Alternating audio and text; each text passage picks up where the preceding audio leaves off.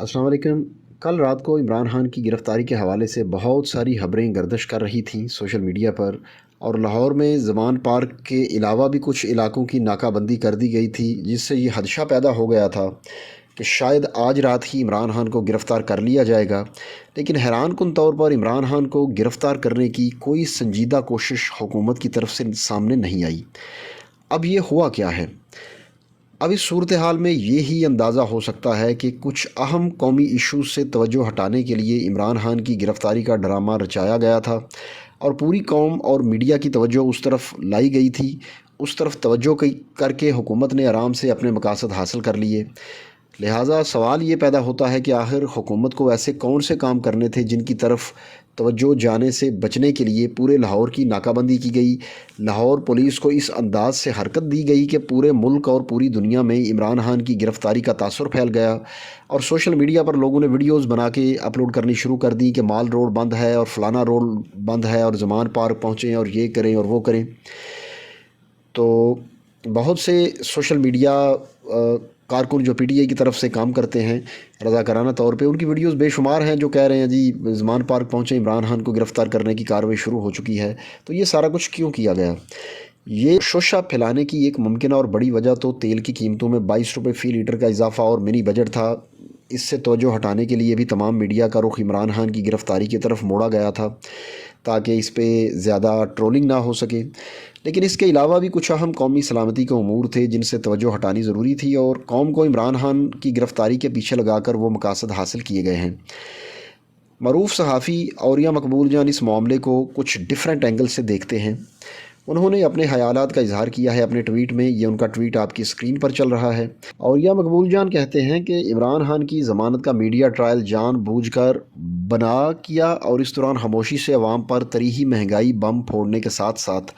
International atomic energy commission यानी agency का सरबरा और तहफ़ीफ़ असलहा का माहिर पाकिस्तान का दौरा करके चला गया। एक बम फेंका गया और एक बम छीनने की कोशिश की गई। अब अगर आप औरिया मकबूल जान की बात पर गौर करें तो कौन सा बम है जो छीनने की कोशिश की गई है, और आखिर कौन पाकिस्तान आया था, उसके साथ क्या मामलात तय किए गए, उसे कहाँ कहाँ का विज़िट करवाया गया, वगैरह वगैरह, ये सारी बातें तफसील तलब हैं। कुछ अर्सा पहले इमरान खान ने ही ये बात की थी कि अब आईएमएफ पाकिस्तान के दिफाई और एटमी प्रोग्राम और फ़ौज के साइज़ की तरफ जाएगा। कहा जाएगा कि फ़ौज का साइज़ कम करें, एटमी प्रोग्राम पर भी कंप्रोमाइज़ करें, आप डिफ़ॉल्ट कर रहे हैं, आपके उनके अखराजात नहीं उठा सकते, वगैरह वगैरह। इस तरह हमारी सिक्योरिटी पर कंप्रोमाइज़ करने की कोशिश की जाएगी कि आप तो अपनी रोज़ी रोटी चलाने के काबिल नहीं है, लिहाजा डिफ़ॉल्ट से बचने के लिए अपना एटमी प्रोग्राम रोल बैक करें और हमसे मुआशी मदद लें, वरना आपका मुल्क डिफ़ॉल्ट कर जाएगा।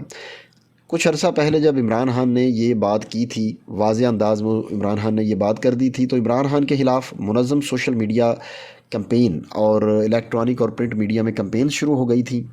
और एक मुल्क दुश्मनी का तासर दिया गया था। इससे पहले यही बात जनरल हमीद गुल भी किया करते थे कि मगरबी दुनिया को हमारा एटमी प्रोग्राम कितना खटकता है।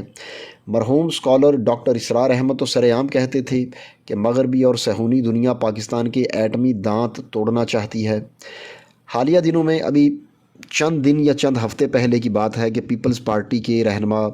लतीफ़ खोसा ने भी ऐसी ही बात की है कि ये एटमी प्रोग्राम पर कंप्रोमाइज़ करने वाली हैं, यानी ये हुकूमत ऐसा करने वाली है। जिसके बाद किसी ने लतीफ़ खोसा को किसी पब्लिक गैदरिंग में किसी टीवी शो पे नहीं देखा। उन्होंने ये भी कहा था कि अगर मैं ज़्यादा बात करूँगा तो मेरी पार्टी मुझे पार्टी से निकाल भी सकती है, लिहाजा उन्होंने ज़्यादा बात नहीं की, और जितनी बात की थी उसके बाद उनको साइड पे कर दिया गया।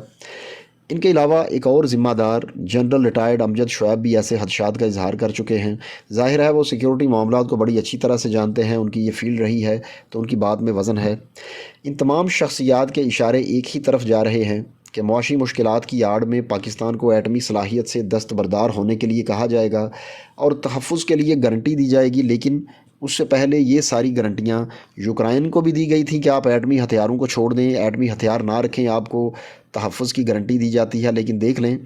पिछले तकरीबन 1 साल होने को आ गया है जब रूस ने यूक्रेन पर हमला कर दिया था, तो कोई मगरबी मुल्क, कोई अमेरिका या कोई और इत्तेहादी मुल्क बराह रास्त यूक्रेन की मदद के लिए उन्होंने फ़ौज नहीं भेजी, सिर्फ असलहा भेज रहे हैं। लड़ने की ज़िम्मेदारी आगे यूक्रेन पर है। तो जो हालात हैं उनकी गारंटी देने के वो आपके सामने हैं।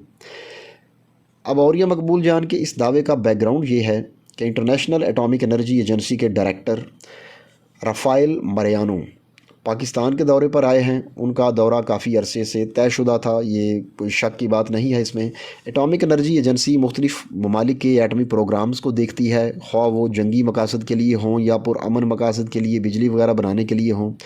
تو یہ ایجنسی چیک رکھتی ہے کہ کس ملک کے پاس ایٹمی ہتھیار، ایٹمی مواد کتنا ایڈوانس ہے، اس کی سیکیورٹی کیسی ہے، ان کی ایٹمی سرگرمیاں محفوظ ہیں یا غیر محفوظ ہیں،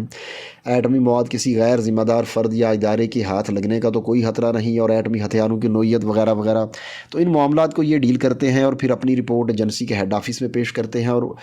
یہ رپورٹ ایجنسی آگے UN کو پیش کر دیتی ہے۔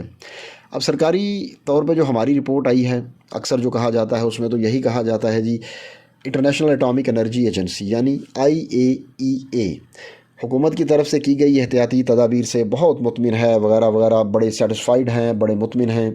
لیکن اصل بات جس کی طرف اوریا صاحب نے اشارہ کیا ہے وہ یہ ہے کہ یہ بندہ تحفیظ اسلحہ کا ماہر ہے،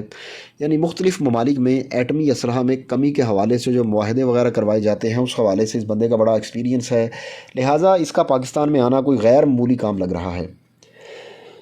پاکستان کے معاشی حالات جب ڈیفالٹ کی طرف گئے تو سری لنکا کے حالات سے عوام باخبر رہتی ہے، تو عوام نے یہ بات کرنی شروع کر دی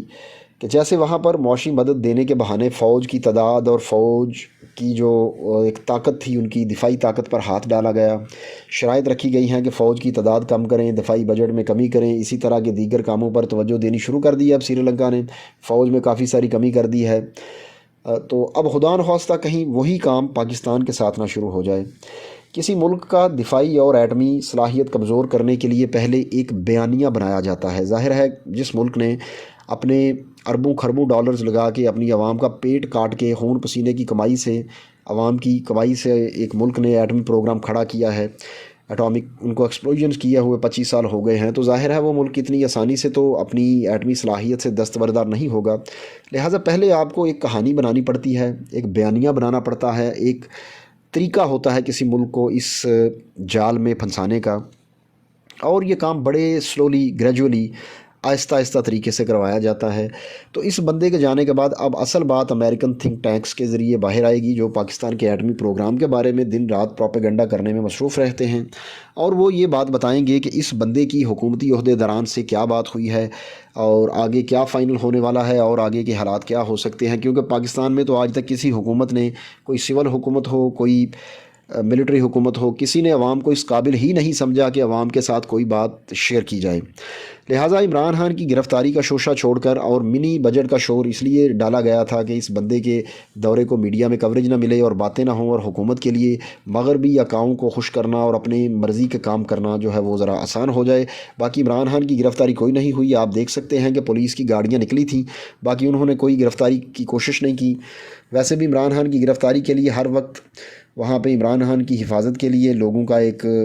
رش رہتا ہے، وہ بھی آپ سوشل میڈیا پہ دیکھتے ہیں، لیکن اصل جو وجہ ہے اس دورے کے ساتھ شوشہ اڑانے کی، وہ ایٹامک انرجی ایجنسی کے اس